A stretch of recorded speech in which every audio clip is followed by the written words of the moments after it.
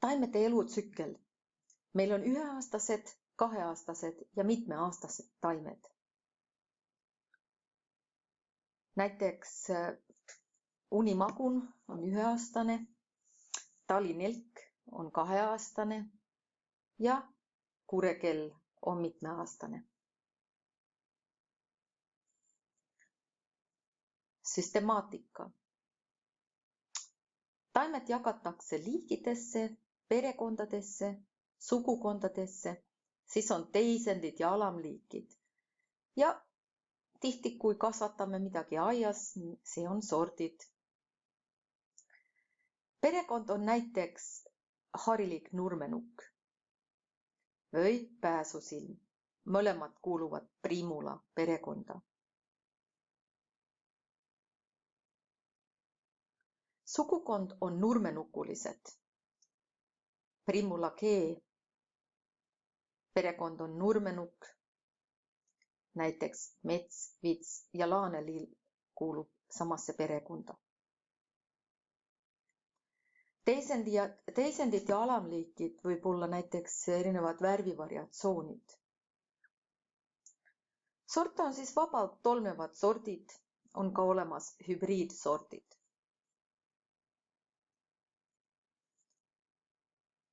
Öis on kahesugulised ja ühesugulised. Ja ühesugulistel on ühekojalised ja kahekojalised. Näiteks astelpajul on isas ja emas taimed eraldi olevad. Vanasti olid ka pirnid sellised, et oli vaja mitmed pirnipuud, nagu et ühest pirnit siis veel ei saanud pirne. Neil oli ennem kõige vaja nagu võõrast risttolmemised, neil on vaja võõrast õietolmu. Aspargus on teine liik, kellel on isastaimed ja emataimed eraldi. Et siis tekiks seemned, siis on vaja mõlemad. Näiteks siis roosidel neil on samas põõsas nii tolmukat ja emakas ja tolmemine toimub siis hästi selle sama ja ühe liigi sees. Ja sellel asjal on väga suur tähtsus, kui hakkame seemned tootma, siis peame täpselt teadma, et kuidas see tolmemine toimub seal ja eraldi on siis erinevad liigid, kes võivad risttolmeda. Seda sorti puhtust siis, et kuidas seda hoida ja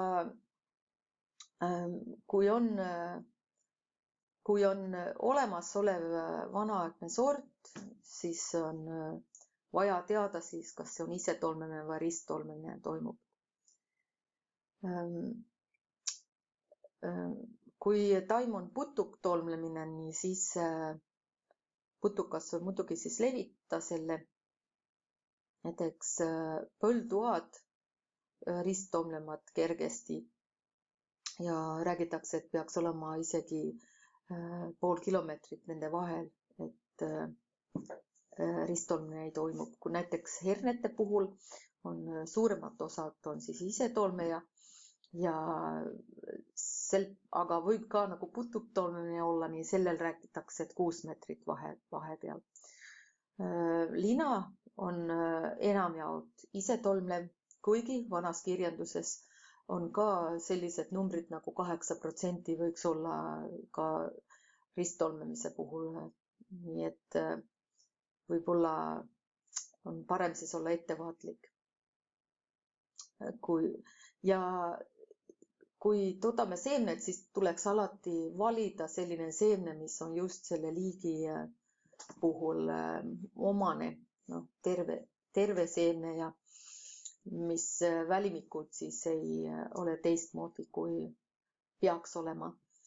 Samas võib ju olla ka huvitav tekitada juurde seda geneetilist mitmekesisust ja bioloogilist mitmekesisust ja võib ka läheneda sel viisil, et teadlikult ristab erinevad sordid ja sünnib siis midagi uut. Maitse puhul näiteks porgandi puhul 2-aastane taim võib proovida ja maitsta porgandit ja selline porgand, mis maitseb hästi otsast kui hammustab, siis võib proovida. Nii ülemine osa porgandist, selline 3-4 sentimeetrit on vaja siis alles hoida koos selle lehe rootsuga üle talve ja siis võib seda porgandit niimoodi istutada maha ja ta kasvatab siis öisi, mis annab seemned ja siis sa saadki selle magusama porgandi endale.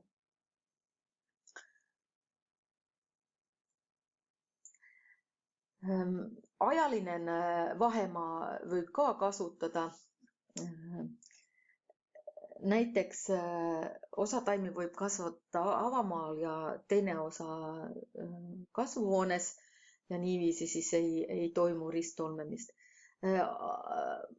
Noh, see on rohkem ruumiline, ajaline, siis võib-olla erinevad taimed õitsevad erinevatel ajal ja kui külvad neid erinevatel ajal, siis ei toimu see risttolmemine. Näiteks porrol võiks nii teha. Võib katteloori kasutada, võib varjata muu viisil. Näiteks kui on mingi metsatukk 2 peenra vahel, mingi suurem, no siis võib olla, et sa saad põlduba kasvatada 2 erinevat sorti lähedamal teineteist. No, osa taimi võib ka käsitsi tolmeldada. Seda on tehtud eriti palju vanasti kasvuhoonetes. Näiteks erinevad kurk, tomat, paprika, kõrvitsad. Võib niiviisi ka.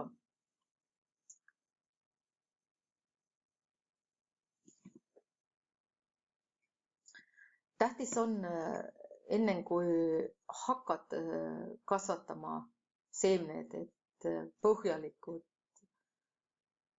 tutvud erinevate liigide seemne tootmise viisidesse ja distantsidesse. Kirjandus on võimalik saada. Maadjas mittetulundusühingul on seemnesäilitajate jaoks üks juhend ja leiad selle meie kodulehekülje esileheküljel. Ingliskeelset kirjandust leiab ka rikkalikult ja palju ja YouTube'is on ka võimalik tutvuda erinevate videodega.